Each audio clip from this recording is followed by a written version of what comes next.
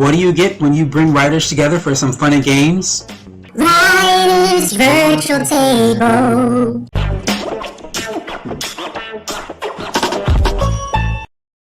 Hi, this is GP Gottlieb, and today I'm hosting as a guest host the Writer's Virtual Table designed by author Casey Bell. We're going to start out with introductions. So I write culinary mysteries. That's all I have to say for now. And I'm going to then go to Michelle Cox, who wrote the wonderful Henrietta and Inspector Howard series, which I have adored. She's also the author of a weekly Chicago blog with all kinds of interesting insider information. What else about you do we need to know, Michelle? Like you said, I write the Henrietta and Inspector Howard series. There are 5 books out. They are all out on audio. I am a big board game fanatic. So I have probably like 200 games that I don't have time to play. And what else? I love big band music. I love anything about the 30s and 40s, anything about Chicago. And that's me. Cool. Vicki Ann Bush has a really cool artist gallery on her website and has written a young adult series. But I want to just give a quote from one of her books that I just love. High school is difficult enough, but when you're dead, it comes with an entirely different set of problems. That's good. What else, Vicki Ann? Let's see. I'm currently doing the Alex McKenna series, which that quote comes from the Academy of Souls. I just finished the 4th book, and it will be the last for the series. So I'm kind of wrapping it up. My heart is breaking because, you know, when you dedicate so many years to something and then it's going, you know, it's done, it's like, yay. And then you realize it's over. I'm a shoe fanatic. So you like board games, I like shoes. My husband cringes every time I look at an ad, so we'll just skate over that. I enjoy movies, family, kind of simple things, you know, just hanging out, having dinner, you know, conversation, and just enjoying each other's company. Well, must have been an easy year for you too. So, Anne Louise Bannon, my friend from the Left Coast Crime Festival, has written a couple of really cool series, which I love. My favorite is the Old Los Angeles series, starring a female doctor in the 1800s in Los Angeles, but also loved Freddie and Kathy, that series. And then she does this cool series called Operation Quitline. But my favorite thing to tell about Anne Louise Bannon is that she not only makes her own clothes and bakes her own bread and gives classes in all sorts of things, but she also makes her own soap, and she and her husband make wine. I feel like it goes on and on. I don't think she ever sleeps. What do you say, Anne? No, I don't, but for other reasons, not because I don't go to bed. Anyway, no, my husband's been making wine for 20 odd years. That's one of the reasons why Maddie Wilcox in the Old Los Angeles series is a winemaker. We basically make the things most sane people buy. He's gotten into the bread baking since I had to go low carb last year. Kind of hard to make bread when you're not eating it yourself. And somebody else gave him a starter too, which really didn't help. But yeah, that, and you know, critters around the house, and just I've made wine too, not a lot, but I've done it, and it's just, that's the sort of thing we do. Oh, and I collect pens. Oh, all sorts of little cheapies. I've got dozens. cool. So Casey Bell is the author of 22 books of all different kinds, but he's also a playwright, a graphic and fashion designer. Ooh, how do we look? A fine artist. He teaches seminars and classes, and I met Casey Bell because he he hosts this amazingly wonderful idea to help authors meet each other, called the Writer to Writer Interviews, which is a really interesting idea. And as I said before, he is the genius behind this whole idea, Writer's Virtual Table. Did I miss anything about you, Casey Bell? Not really, other than the fact that I am a proud uncle of 11. Other than that, basically an artist of all genres, writer, graphic artist. I do theater and film. I just produced last year I produced a Zoom film about a boy who realizes that both his parents go through midlife crises. They had their son very young, and he realizes, according to what they're going through, that it's best to wait for relationships and things of that nature instead of doing it too early. And it was a part of the Manhattan Repertory Film Festival this year. Other than that, that's basically it. You're also one of those people who don't sleep. So let's get to the second section. Don't go anywhere. We'll be right back after this message.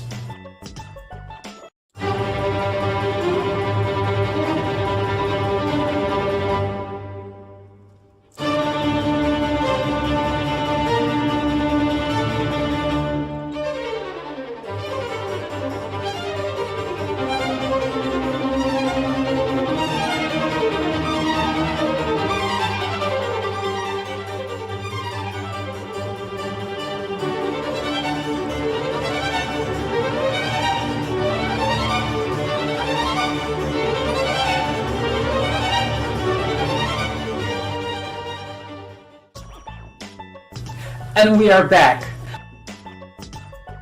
So now each of you has an opportunity to ask somebody else a question, and each of you have the opportunity to answer the question. So let's start with Vicki Ann asking Casey a question. Okay, Casey. So since you're such a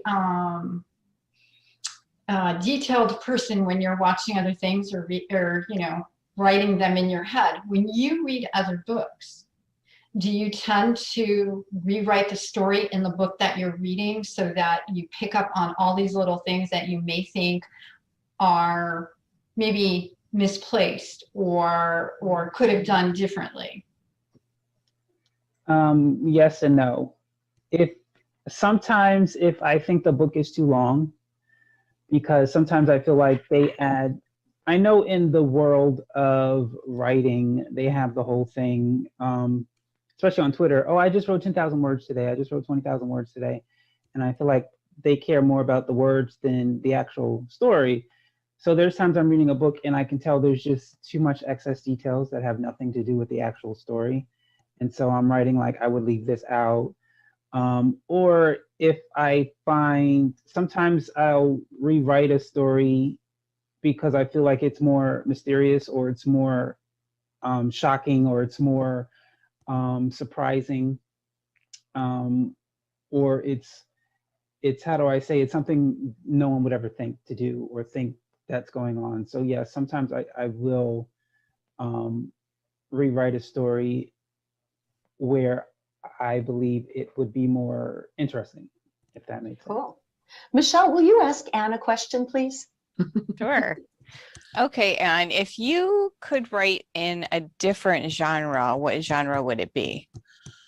Oh, well, having already written a fantasy and a time travel novel, in another, yet another, possibly romance. I've got a couple romances that I play with. In fact, the Operation Quicklime series is almost more about the romance and the relationships than it is about the spies. I can't think of anything I wouldn't write in, except possibly a Western, because that's a very different genre, even though the old Los Angeles series is set in the Old West, and it is LA was a frontier town in 1870. It's not really a Western. It doesn't have that whole cowboy thing going on. So Okay. I think that would be the only genre I wouldn't try. If that Interesting. makes sense. Okay. Cool. Casey, will you please ask Michelle a question? Sure. How about why did your internet go out? No, just kidding. No. When did you say you came to the conclusion that you needed to publish a book? That's a good question. Because when I did write a book before I started the Henrietta and Inspector Howard series. It was kind of, my practice book that I didn't realize was a practice book. And I wrote it because I just wanted to see if I could actually sit in a chair long enough to write a book. It really was about that. It wasn't about publishing or anything like that. But then when I finished it and I handed it out to, family and friends, they're like, oh, why don't you try to publish it? And I thought, geez, I don't know anything about publishing. I don't know if I can do that. But then I decided, I'd spent a year writing this thing. Why not try? So then that sort of launched me into that whole other scary world. It's easier to write than publish, as we all know. Mm-hmm. Hey, Anne, would you please ask Vicki Ann a question? Vicki Ann, you talk about being a sensitive and paranormal to spirits and the like. When did you decide you wanted to write a series about that, as opposed to just, because that seems like that's a really close part of your life and something very deep inside you. When did you decide you wanted to write about that? And especially for young adults.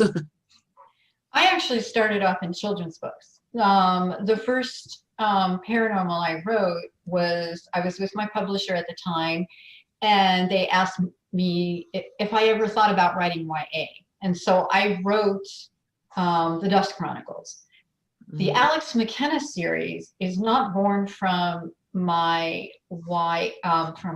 experiences with paranormal. It's because of the transgender component.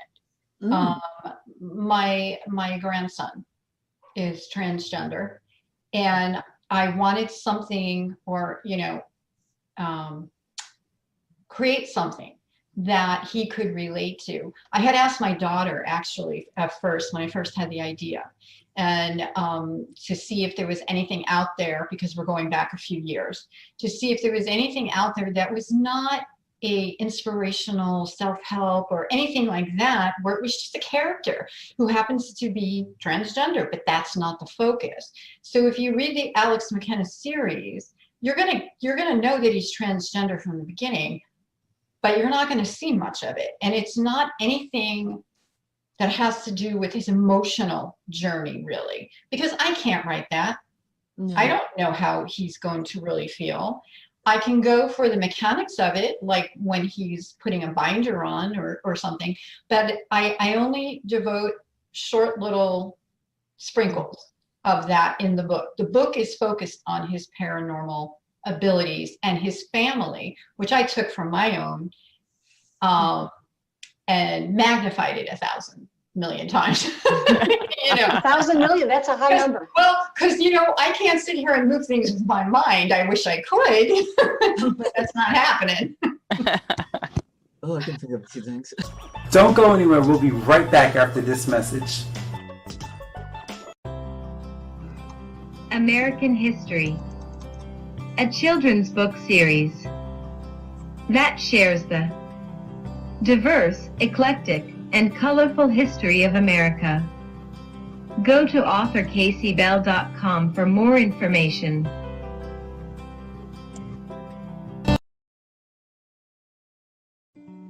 A Child Lost, a spiritualist, an insane asylum, a lost little girl.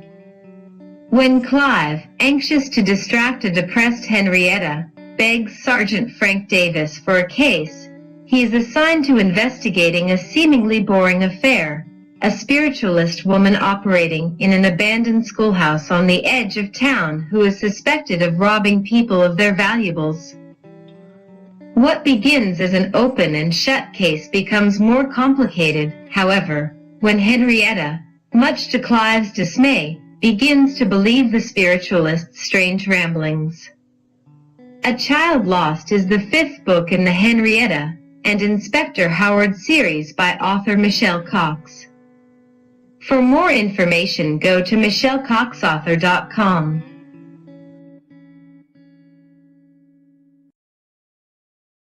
It's time to play Judge a Book by its cover. Inspired and designed by author Casey Bell. So here's the story. Casey's going to put a picture that he's never seen up on the screen, and everybody's going to have 30 seconds only, to come up with the title of that book, the main character, the plot, and a genre. Again, 30 seconds to come up with those 4 things off the top of your head. Here we go, and the first person to answer is Anne Louise Bannon. Oh, you Wait, had did you to. give us 30 seconds? Call on Me. The main character or plot? Title, Call on Me. main character, Is a jumpy 21-year-old. plot, Plot is, oh dear, scared to death and getting weird phone calls from the beyond. Thank you, Vicki Ann Bush.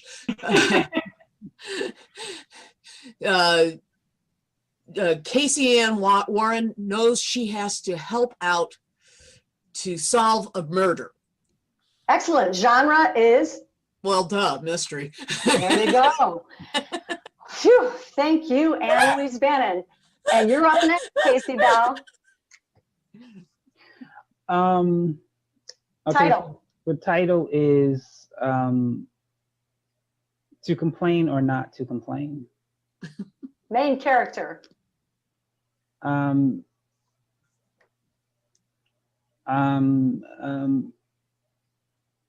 Bannon Bush Cox. okay, plot,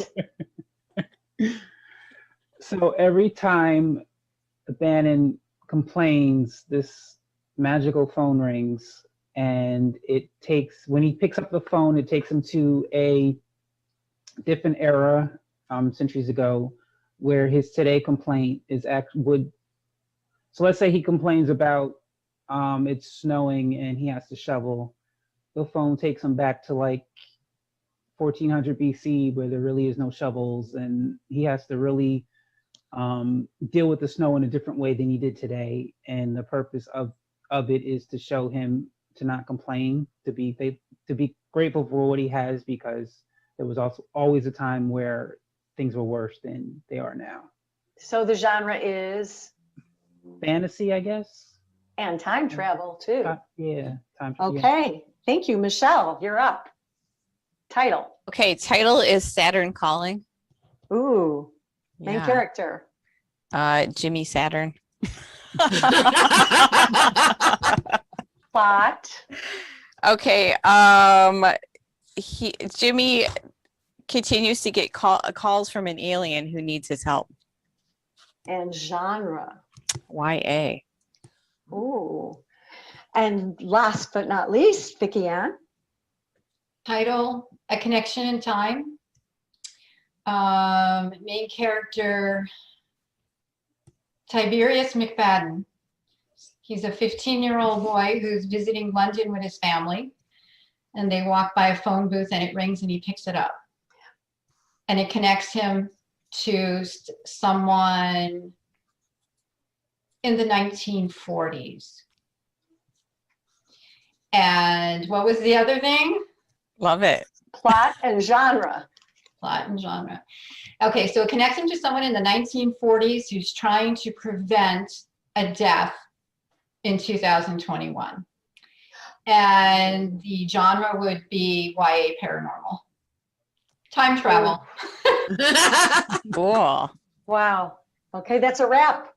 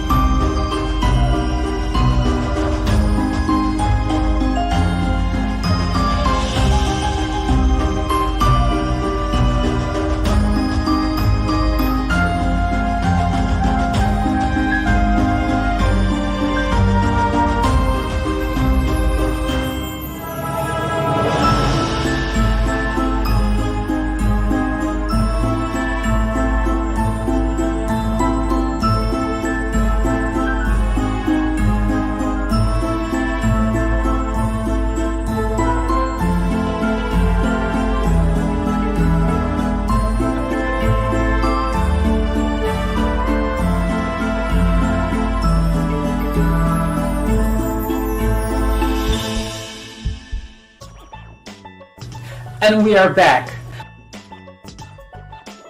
All right, next game. Who's that character? Casey Bell is going to put up another picture. And this time, the title, the plot, and the genre. And this is the name of the character. What's the title of the book, the plot of the book, and the genre? Casey, you're first. The title of the book is Blue Men.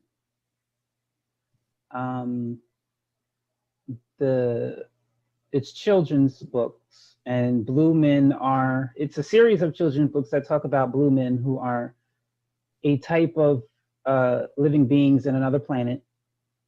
They're blue faces, yellow legs and red arms. And the series basically talk about, things children go through, but it helps them with peer pressure. And Alexis Y. Longstock is the main character. She goes through peer pressure, or what do you do when you hear a gunshot? Different type of things to help children. Stuff children go through all the time. So then, Vicki Ann. Title first? Title first. Okay, Alexis Y. Longstock. Title, Behind the Veil. Plot. She's a 15-year-old witch who, when she turns 16, she's going to get her family's treasured veil, and the veil will give her heightened powers. But someone's trying to collect the veils from all the families, and they're murdering all the girls who are about to get their veils. And the genre is? YA paranormal. I was going to guess that. Michelle? Title. Okay, the title is Don't Wander Too Far. And it is it's a mystery. And it's about Alex Longstock is a PA, or a private detective, who is searching for a lost child who wandered away 20 years ago, but who has now reappeared, even though his body was discovered at the time of the crime. So the genre is? Mystery. Okay. And Anne?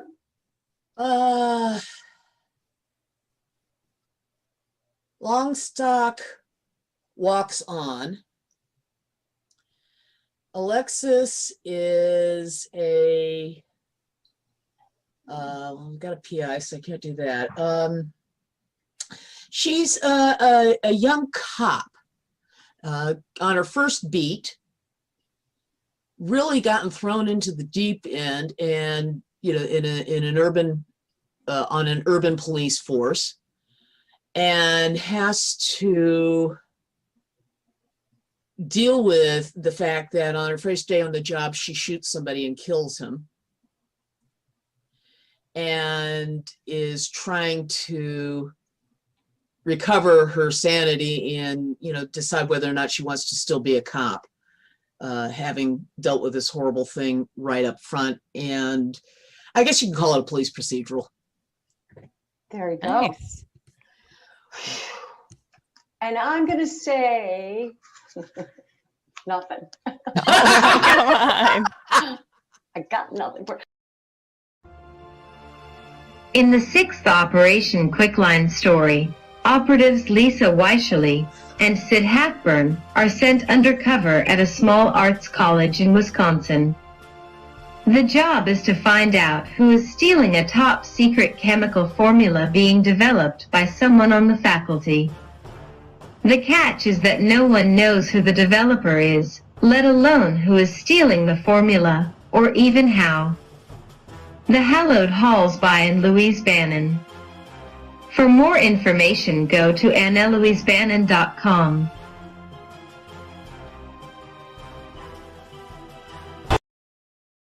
And now for the final section, each of us is going to have an opportunity to promote. So promote your latest book or the project you're working on now, 30 to 45 seconds. and let us know what we need to know. Michelle, will you go first, please? Sure. Okay, so my latest book is A Child Lost. So it is book 5 of the Henrietta and Inspector Howard series. So this one has 3 different plot lines running together. It involves a missing immigrant woman that Clive and Henrietta are searching for, and a little lost girl who, because she has epilepsy, accidentally is admitted to an insane asylum, which was a real place in Chicago at the time.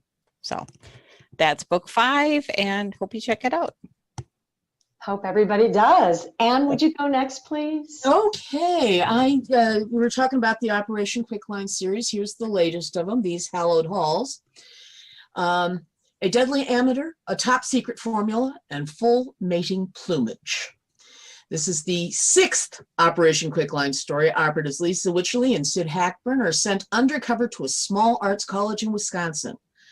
The job is to find out who's stealing a top secret formula being developed by someone on the faculty. Lisa's the teacher. Sid is her student. And their relationship, when we left it in Sad Lisa, the 5th book, is at an impasse.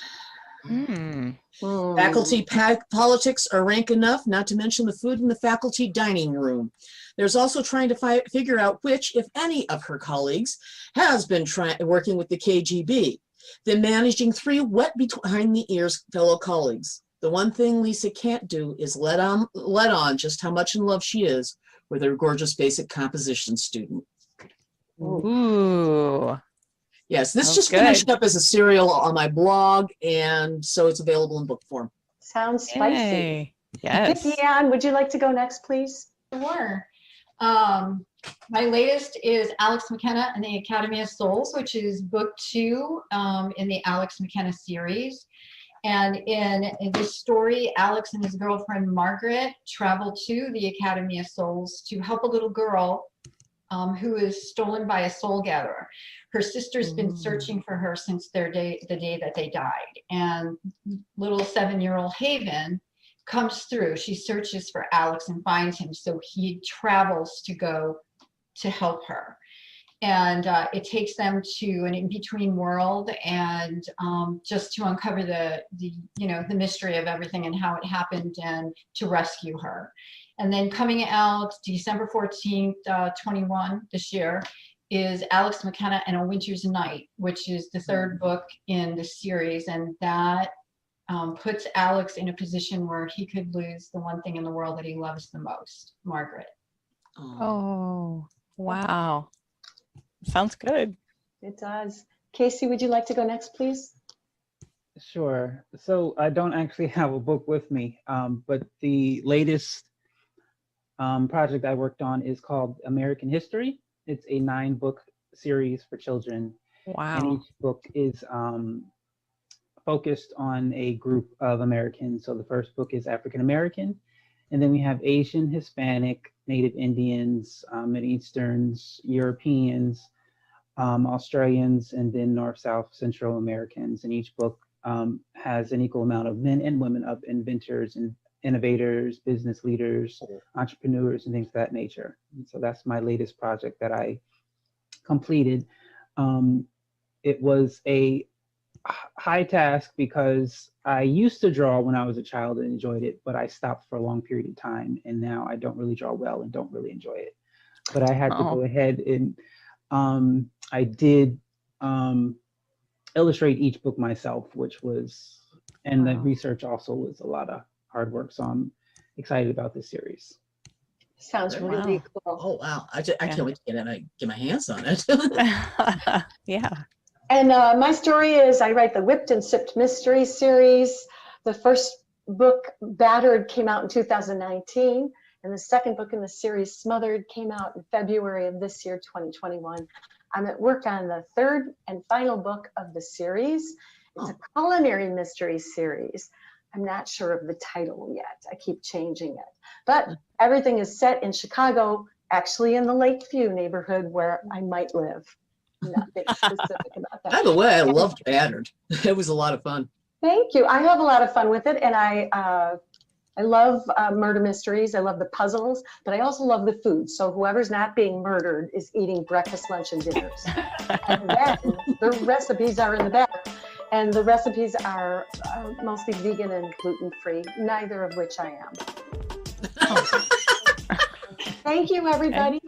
Yeah, thank you. Thank you. Yolanda, it was wonderful fun. Yeah, this was Yeah. fun. Thank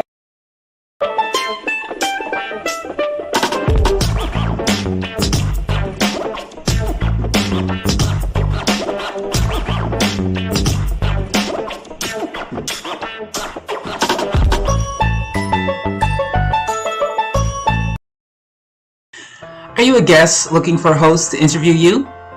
Or are you a host looking for guests to interview? Radio Guest List is the website for you. It's a free listing of guests looking for shows to interview them, as well as a free listing of shows looking for guests. Whether you're looking for a guest to interview or shows to interview you, go to radioguestlist.com.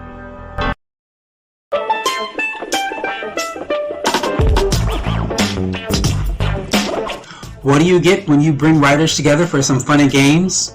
Writer's Virtual Table.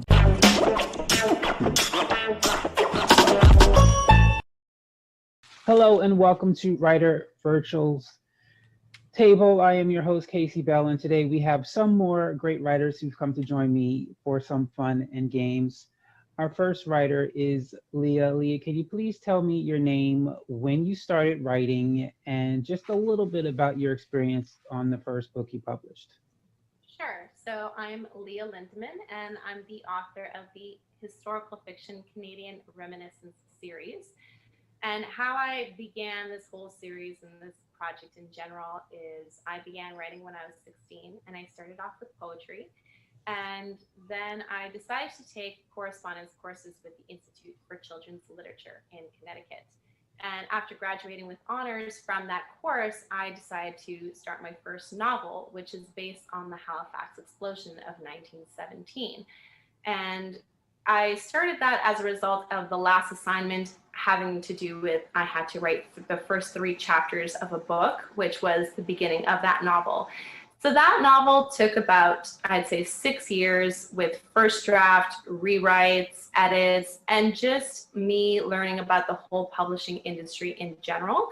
Because at first I wanted to be traditionally published, but then I realized that there were a lot of cons to that. So I really looked into self-publishing and the pros and cons between the two.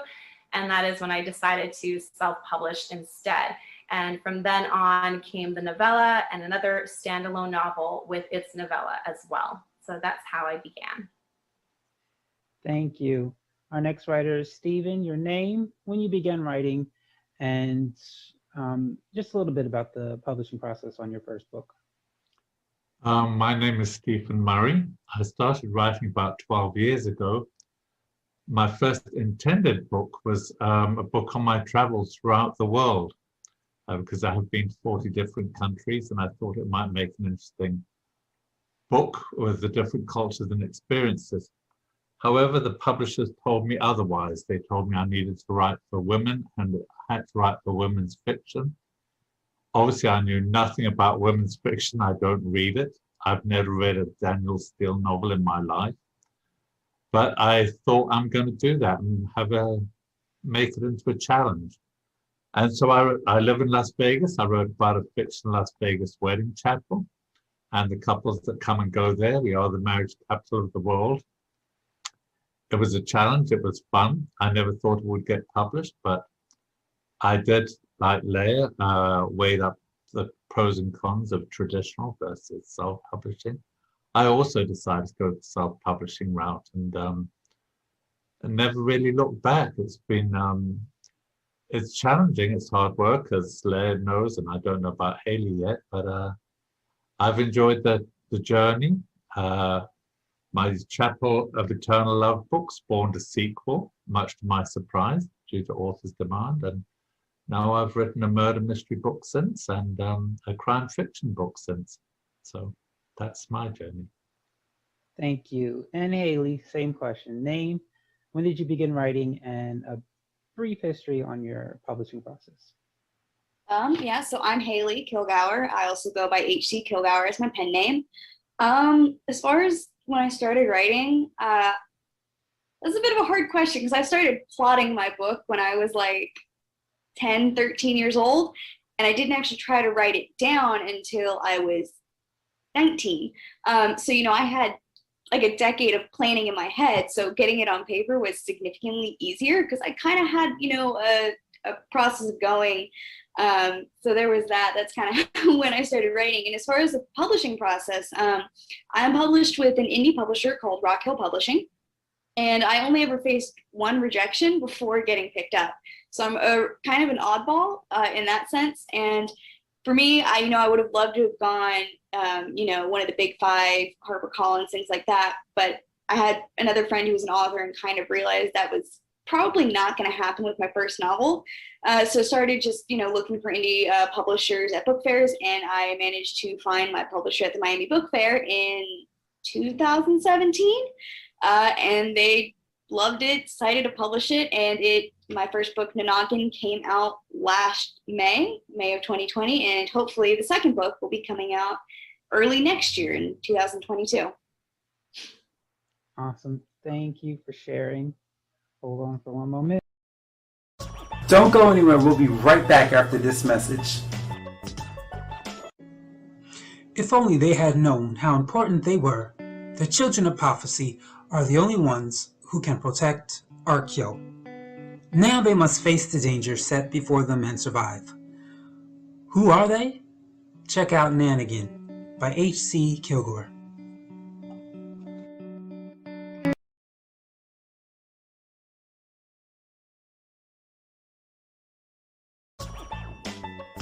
And we are back.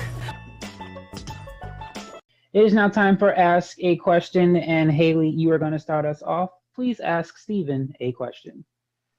So, Stephen, what was one of the harder things you found about having to write women's fiction and not having ever read anything in that genre?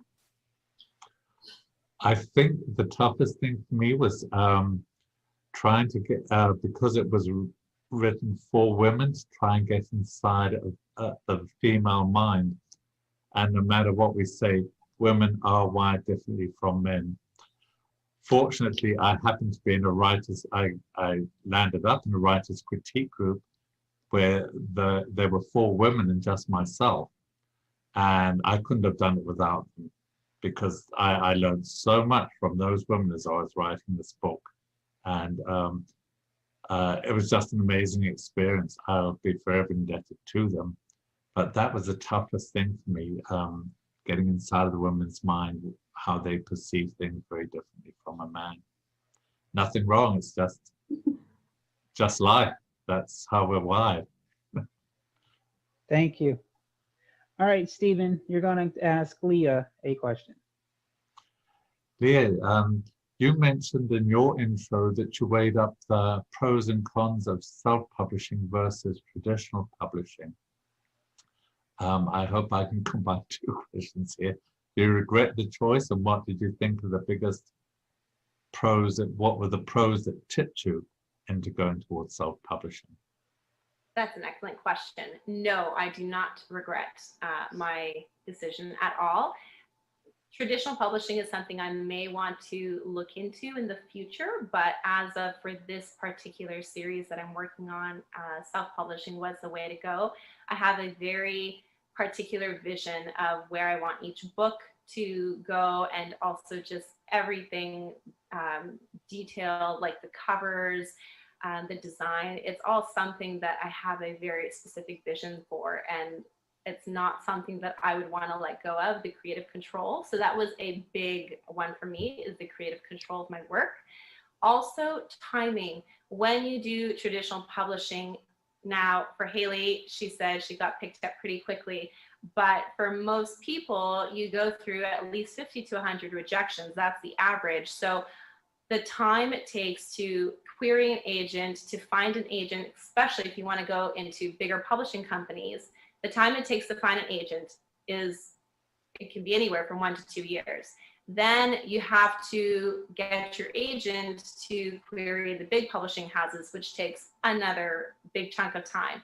Once your publisher picks you up, then they have so many people touching your work, your editors, cover arts, designers, all that. That takes even more time. And then once that's done, then they have to actually produce the book. So by the time you're done changing hands in this whole system, you've got at least 3 years it's taken for your book to get on shelves for people to get. So my book, because it was based on the Halifax explosion of 1917 and I had it ready at the end of 2016, I knew that I did not want to waste time getting it out there, because 2017 was the 100th anniversary of this particular Canadian disaster.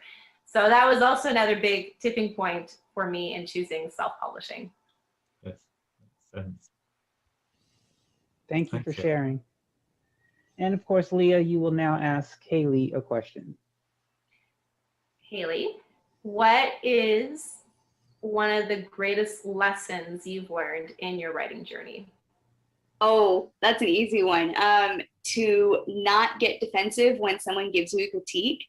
I started with my mom and my aunt being my beta readers, and it's especially hard for me to take criticism from my family. So I really had to learn to sit down, be quiet, and listen to what they were saying. And they actually ended up coming up with the ending of the book. So it's just like, they have good ideas. I just gotta be patient and listen with them. And it was also really interesting too with them, because none of them read fantasy fiction. You know, they're all like memoirs or like murder mysteries. And so they're like, this is a genre we know nothing about. So getting that outsider perspective was also something that was really interesting and helpful. And I kind of had to learn to say, okay, this is when I know to ignore their advice because it doesn't work with my genre, or when I need to listen to it. Yeah. Thank you. Don't go anywhere. We'll be right back after this message. Can they mastermind the perfect crime? Frankie had it coming. As owner of the most exclusive escort agency in Las Vegas, he had crossed the line more than once with his babes. But this time was the last time, especially for Satin, Ruby, and Goldie, his A-team. Could they mastermind the perfect crime to get rid of Frankie? Could it be considered justifiable homicide if they were caught? Or could they actually get away with murder? They were never his to begin with, but if Frankie was out of the picture, they could be discreetly yours.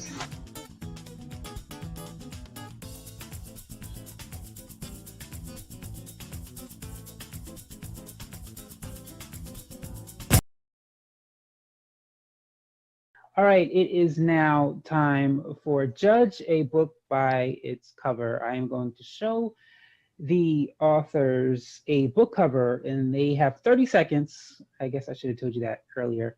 You have 30 seconds to tell me, I'm going to call you, each one of you. When you look at that book cover, what do you see? What title do you see? What main character do you see? What plot do you see? And what genre do you see?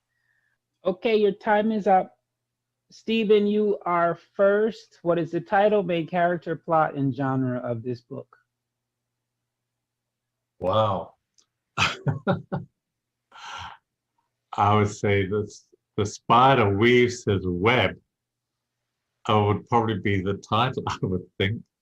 I would think too the spider is the main character, and I would think he's probably looking for things that he can entice into his web, and all of these macaroons or cookies, they will look very tasty and yummy, and maybe that's what he's going after. What was the other thing I was supposed to Genre. mention? I think I got the storyline.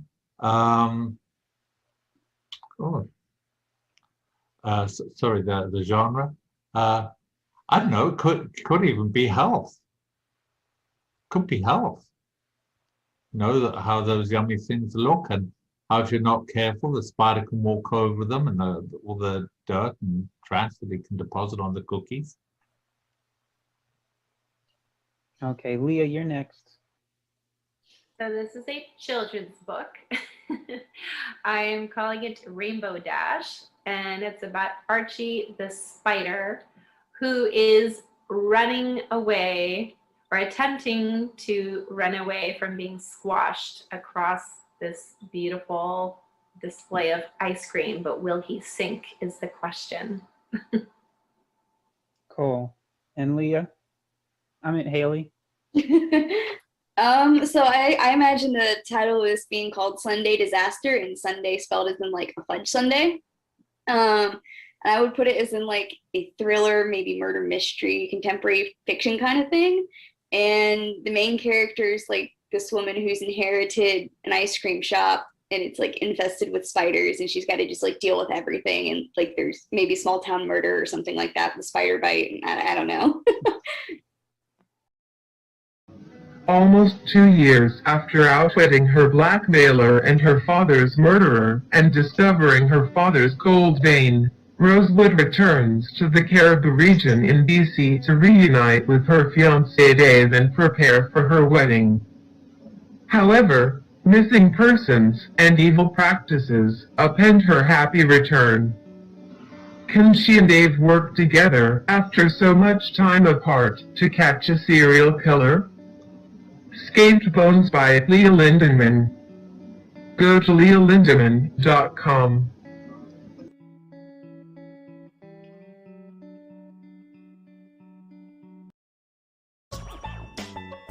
And we are back. All right, our next section is called Who is this character? I am going to show you the name of the character, and you have to give me the plot, the title of this book, as well as the genre. So hold on. Okay, Leah, who is Kara Hinderbot? Kara Henderbot is an heiress. She has inherited her father's robot empire. I'm going to make this dystopian. And she's coming into this company where she thought she knew the ins and outs, but turns out that the robots that are pretty much within society in every home, there have been some suspicious dealings, maybe some thievery on their part. And now it's up to her to find out what has gone wrong. Awesome. What genre would you call that? Oh, dystopian. Oh, okay. Haley, who is Kara Hinderbot? So I imagine Kara Henderbot being a mother with a daughter that is very much into Sherlock Holmes, and she's currently getting dragged along as her daughter tries to solve the mysterious death of the classroom pet. And I think I would call it a study in sawdust, and probably be like a kid's, detective thing. Is that even a genre? Yeah, I believe it is. Young mystery, young adult mystery. All right, Stephen, who is Kara Hinderbot?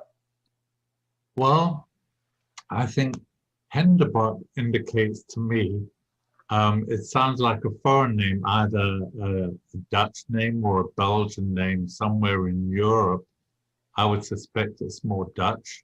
Kara, I think, also means dear, and dear is another word for expensive. So I think that she might be from Amsterdam, and Amsterdam is also known for diamonds, which are dear and expensive, like Kara. So I think that Kara has written a mystery book about diamond smuggling in Amsterdam along the canal somewhere. And I also think that she's probably a mother, but I think she writes mysteries, I think, and intrigue and suspense.